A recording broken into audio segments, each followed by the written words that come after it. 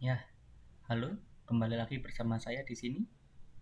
Pada kesempatan kali ini kita akan mempelajari tentang civil 3D. Di sini kita akan belajar tentang catchment area atau daerah tangkapan air. Pertama, kita buka dulu civil 3D kita. Pastikan ini civil 3D metric agar satuannya adalah meter nantinya. Nah, ini di sini saya telah memiliki suatu peta topografi.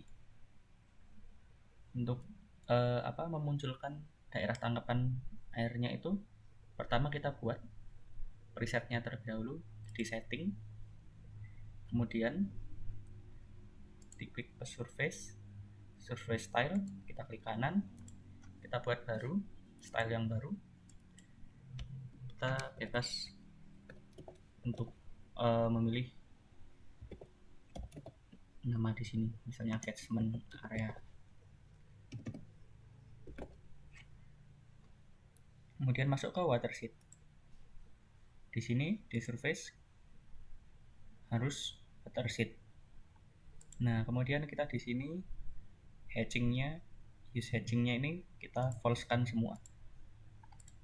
Ini false, ini sudah, ini false, dan ini sudah. Nah, ini merupakan jenis-jenis dari daerah tangkapan air hujan kita. Seperti ini ada depression, boundary, flat area, dan multi drain. Dan kalau flat area itu jadi daerah tangkapan air itu adalah tanah yang datar sehingga tidak menampung air. Kalau depression, daerah tangkapan airnya itu hanya di daerah itu saja, jadi tidak akan menyebar ke daerah lainnya. Kalau multi drain, ini masih memungkinkan untuk menyebar ke daerah lainnya. Nah, kalau boundary ini biasanya terletak di ujung-ujung peta topografi kita, karena biasanya peta topografi kita ini kurang luas. Nah, jadi boundary ini seperti bingung antara masuk ke depression atau multi drain. Nah, seperti itu. Nah, ini kalau sudah kita setting di sini, kita masuk ke display. Untuk watershed-nya kita nyalakan. Nah, kemudian kita OK. Ini kan masih belum ada apa-apa. Nah, karena itu kita hanya membuat presetnya saja, stylenya saja. Nah, untuk memunculkan kita masuk ke prospektor, masuk ke surface. Nah, ini ada nama dari peta topografi kita. Kita klik kanan, kemudian surface properties. Di information kita ganti ke yang telah kita buat tadi, style yang kita buat tadi, ada ini. Kemudian di analisis kita masuk untuk ke watershed. Nah, ini sudah otomatis ganti. Nah, kemudian ini kita masukkan angka 1, kemudian kita centang dan kita run. Nah, di sini sebenarnya sudah terdisplay ya. Kita OK saja. Nah, ini adalah daerah tangkapan air kita. Nah, ini ada yang pertama, tadi yang kedua, kemudian ini yang ketiga. Di sini sebenarnya sudah terlihat luasan dari area-areanya.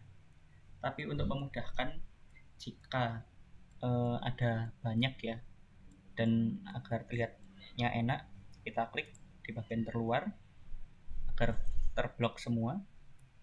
Kemudian kita masukkan ke Add Legend. Nah, kemudian kita arahkan kursor kita ke dalam gambar. Kita pilih yang watershed. Kemudian ini kita pilih dynamic karena tanah di sini masih bisa berubah. Kita pilih dynamic. Kita klik di mana saja. Nah, misal di sini akan membuat tabel seperti ini. Di sini bisa kita lihat misalnya yang daerah kedua dengan ID 2 areanya adalah 44.479,122 meter persegi. Nah, ini kita lihat, nah di sini seperti itu. Kemudian kita juga bisa melihat arah aliran air di sini dengan flow path yang ada di sini. Flow path, kemudian kita pilih water drop. Ini kita pilih yang 3D. Oke. Kemudian kita bisa klik di mana saja, misal di sini. Nah, maka kalau ada sumber air di sini, maka airnya akan bergerak dari sini ke sini. Nah, ini. Nah,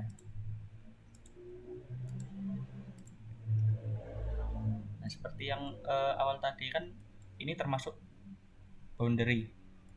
Nah, ini bisa saja kalau peta topografi kita ini lebih luas, ini bisa saja termasuk ke depression atau multi drain, karena kita tidak tahu ada apa selanjutnya di sini. Nah, ini kan berbeda-beda arah alirannya. Nah, seperti ini. Ini juga berbeda. Ini kita bisa mengelompokkan dengan cara di catchment ini kita buat Nah, kita masuk ke catchment, klik kanan, create catchment group. Ini bebas saja, misalnya ini 1. Oke. Nah, maka akan muncul di sini. Kita klik, kemudian klik kanan, create catchment from surface. Nah, kita taruh di mana saja. Untuk catchment style ini bisa kita sesuaikan dengan keinginan, karena ini hanya stylenya saja ya. Kemudian di run of coefficient kita masukkan 0,55 sesuai dengan aturannya. Klik OK. Nah, jadi ini membuat suatu daerah seperti ini. Dan kalau di sini kan beda lagi. Dan kalau di sini, nah ini beda lagi. Nah, jadi ini fungsinya buat apa sih? Misalnya ya, kita masuk ke water drop lagi. Oke. Nah, ini airnya itu tidak akan melewati daerah dari kelompok ini. Misalnya kalau di sini, ini pasti akan menuju ke sini. Kalau di sini, kita klik di daerah lainnya. Nah, ini pasti menuju ke yang sama, ke sini. Kalau yang di sini, nah, ini menuju ke sini. Nah, seperti itu. Untuk melihat arah alirannya kita. Ya, sekian dari saya tentang catchment area. Kalau ada penjelasan yang kurang atau kesalahan kata dari saya mohon maaf. Terima kasih.